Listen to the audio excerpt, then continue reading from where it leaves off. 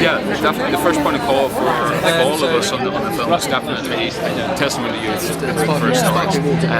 But the most, I guess the most inspirational thing was the letters from Lost Generation, which was actually just only letters in chronological order from before it's come from, and that was the most inspirational, because you were reading their words out loud and hearing their voice, and that's what I think inspired most of us.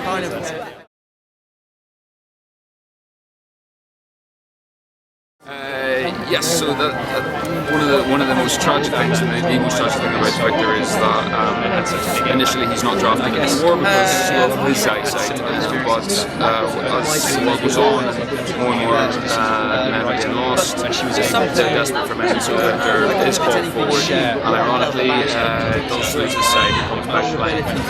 The attitude back then to anyone who lost their sight was severe. It was a fate worse than death, and so that was the tough thing. So for me, it was about understanding the mentality of that, what it was physically to experience that, mentally.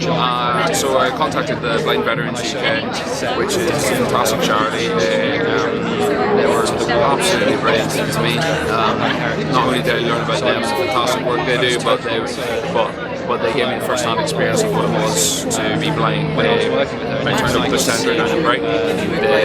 More or less as soon as I walked through the door, they put a blindfold on me, and they took me around their facility as a resident. And that was tough. It put me through a weird kind of mind frame, but it was very much having Victor in mind while doing it.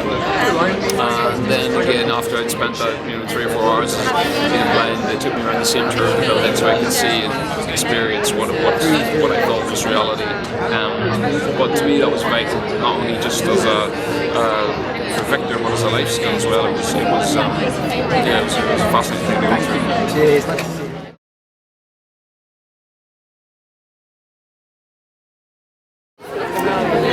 It's much more condensed for film. You only have the one 90-minute script or whatever it is, so you can map out your journey much more succinctly. Sometimes I think with a television series, you don't always have the full episodes. So they've been on the first 3 of 9 or something, and so you can never map it out fully, and you're always playing the guessing game a little bit.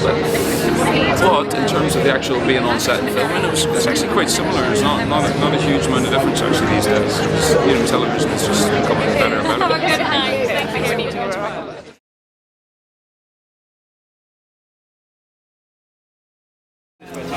Yeah, that's such a tough question. I was asked that earlier because I'd love to think I would. I'd love to think I was as brave as Victor was.